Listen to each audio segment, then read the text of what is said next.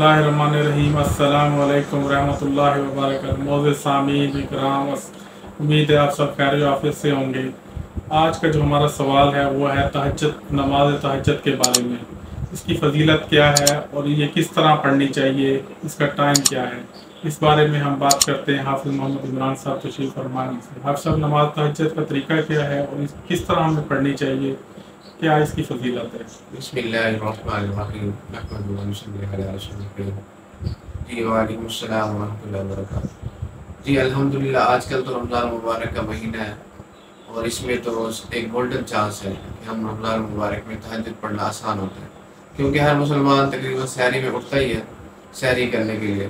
तो कोशिश कर ले सहरी से पहले थोड़ा सा 5-10 मिनट पहले वज़ू बना के 2-4 नफ़ल पढ़ लिए जाएँ, तो अल्लाह ताला से दुआ कर ली जाए। और कबूलियत के औक़ात हैं रमज़ान मुबारक में, तो वैसे भी दुआएं कबूल होती हैं। तो हम खुशकिस्मती अपनी समझ कर जो है रमज़ान मुबारक को गनीमत समझते हुए हम जो है तहज्जुद की नियत कर लिया करें, तहज्जुद की नमाज़ पढ़ लिया करें इंशाअल्लाह ताला। इसके बारे में हज़रत जी मौलाना पीर ज़ुल्फ़िकार अहमद फ़रीदी साहब का बयान भी है, बहुत ही प्यारा और खूबसूरत बयान है। इसको सुनिए, इंशाअल्लाह नाज़रीन को बहुत फ़ायदा होगा। इत्तिबाए सुन्नत, हर काम नबी अलैहिस्सलाम की सुन्नत के मुताबिक करें। हर काम, खाना पीना, चलना फिरना, उठना बैठना, रफ्तार गुफ्तार किरदार, हर चीज नबी अलैहिस्सलाम की सुन्नत के मुताबिक। हमारे सिलसिला आलिया नक्शबंदिया में इसका बहुत एहतमाम बताया जाता है। छोटे से छोटा अमल, बड़े से बड़ा अमल, कोई अमल भी सुन्नत के खिलाफ नहीं होना चाहिए। हर वक्त नजर इस चीज को तलाश करती रहे कि मैंने इस अमल में कैसे करना है। और इसका बेहतरीन तरीका यह भी है कि मसनून दुआएं याद कर लीजिए।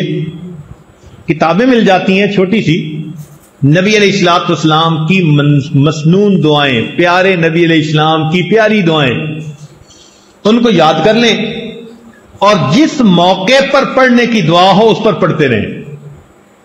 जो लोग कहते हैं ना जी कि वकूफ क़ल्बी नहीं रहता, वो दूसरे लफ्जों में बता रहे होते हैं जी कि मैं मसनून दुआ की पाबंदी कोई नहीं करता। इसलिए कि मसनून दुआ की पाबंदी करने का इनाम यह मिलता है कि इंसान हर वक्त अल्लाह की तरफ मुतवज्जे रहता है। खाना खाने की दुआ, खाने के बाद की दुआ, सोकर उठने की दुआ, सोने से पहले की दुआ, किसी से मिलने की दुआ, घर में दाखिल होने की, निकलने की, हर मौके की दुआएं हैं। तो मसनून दुआओं की बरकत से अल्लाह ताला वकूफ क़ल्बी का रखना आसान फरमा देते। आप इसका तजर्बा कर लीजिए। जब आप महसूस करें ना कि जी मैं वकूफ क़ल्बी का ध्यान नहीं रख सकता या रखना मुश्किल है, आप महसूस करेंगे कि सुन्नत दुआएं पढ़ने में आप कोताही कर रहे हैं। उनकी पाबंदी करें, ऑटोमेटिकली अल्लाह की तरफ ध्यान रहेगा, तवज्जो रहेगा। दिल को जिंदा करने का एक और अमल क़यामुल लैल, तहज्जुद की नमाज। चुनांचे जो लोग चाहते हैं कि अल्लाह रब्बुल इज्जत से ताल्लुक हो, उनकी मोहब्बत दिल में हो, हम अल्लाह ताला के मकबूल बंदों में शामिल हो जाएं, उनको चाहिए कि रात के आखिरी पहर में चंद रकत नफल अल्लाह के हुजूर जरूर पढ़ा करें। अल्लाह ताला फरमाते हैं वल्लज़ीना यबीतूना लिरब्बिहिम सुज्जदन व क़ियामा। हदीस पाक में आता है अफ़ज़लुस सलाते बादल मकतूबत क़ियामुल लैल, के 5 फर्ज नमाजों के बाद सबसे अफजल नमाज तहज्जुद की नमाज है। क़ील लिल हसन, हसन रहमतुल्लाह अलैहि से यह कहा गया मा बालुल मुतहज्जिदीन अहसनुन नास वजहा, क्या वजह है कि तहज्जुद पढ़ने वालों के चेहरे बड़े मुनव्वर होते हैं, उनके चेहरों पे बड़ा नूर होता है। काल, उन्होंने जवाब दिया लिअन्नहुम खलौ बिर्रहमान फअलबसहुम नूरुम मिन नूरिही, इसलिए कि वो अल्लाह के साथ तन्हाई में عبادت میں وقت گزارتے ہیں، اللہ اپنے نور کو ان کے چہروں پر پالش کر دیتے ہیں۔ ایک بزرگ فرمایا کرتے تھے کہ حضرت، ان کے پاس ایک بندہ آیا، اس نے کہا کہ حضرت مجھے رات تہجد کی توفیق نصیب نہیں ہوتی، کوئی عمل بتا دے۔ انہوں نے آسان سا جواب دے دیا، فرمانے لگے اے دوست تو اپنے دن کے اعمال کو سنوار لے، اللہ تعالیٰ تجھے رات کے اعمال کی توفیق عطا فرما دے۔ ہم دن میں جو نافرمانیاں کرتے ہیں نا، ان کی وجہ سے رات کی عبادت سے محروم کر دیے جاتے ہیں۔ فقال لا تعصه بالنہار، تو دن میں اللہ کی نافرمانی نہ کر، وَهُوَ يُقِيمَكَ بَيْنَ يَدَيْهِ بِاللَّيْلِ، تو دن میں اس کی نافرمانی نہ کر، وہ تجھے رات میں قیام کی توفیق عطا فرما دے۔ یروان سفیان ثوری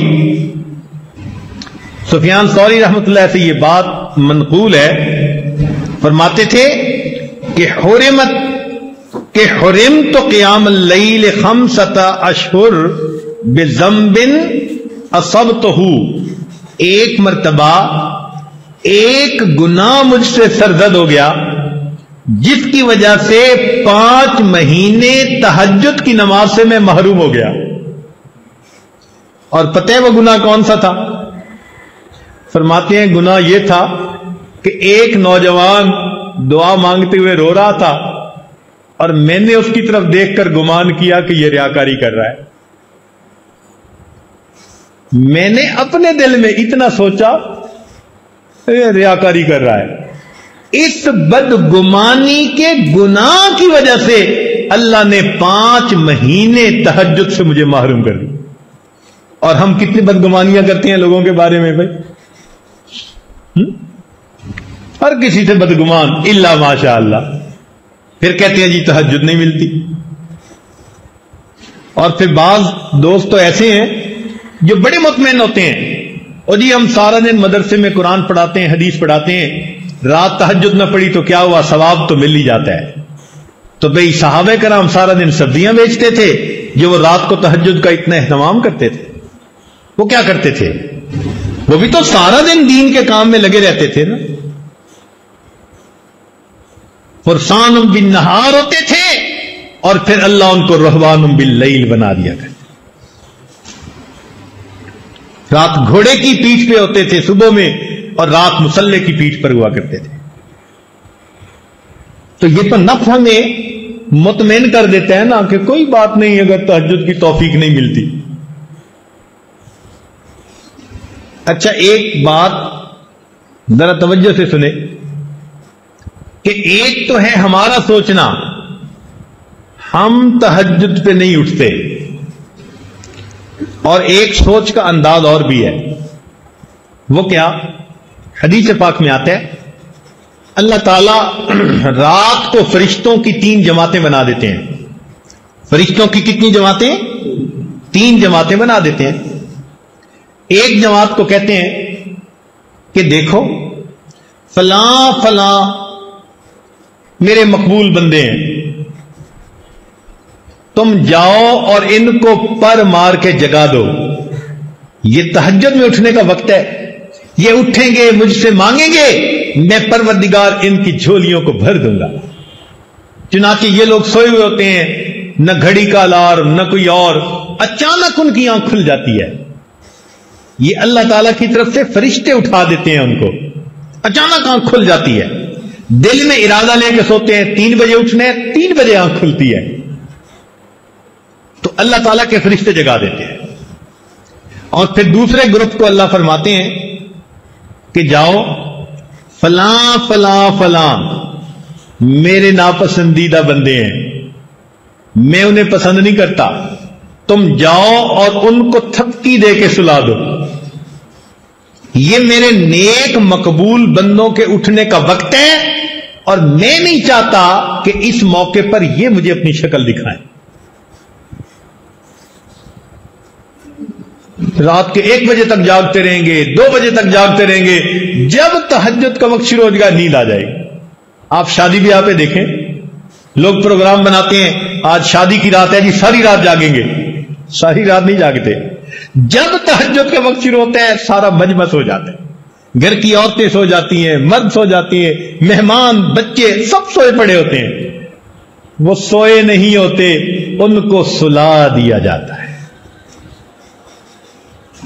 تو یوں بھی تو ہم سوچ سکتے ہیں نا کہ ہم تہجد نہیں پڑھتے، نہیں نہیں نہیں، شاید ہم سے کوئی ایسا گناہ ہوتا ہے اللہ تعالیٰ اس برکت والے وقت میں ہماری شکل دیکھنا پسند ہی نہیں. فرمایا. امید کرتے ہیں کہ اس بیان سے انشاءاللہ تعالی ایمان میں اضافہ ہوا ہوگا، اور تہجد کی نیت کرتے ہیں ہم سارے انشاءاللہ. آج سے نیت کریں اس رمضان مبارک میں ہم تہجد کو پڑھیں گے. اس بارے میں حضرت جی نے بڑی تفصیل میں بات بتا دی اور سمجھا دی. اللہ تعالیٰ ہم سب کو عمل کرنے کی توفیق نصیب فرمائے.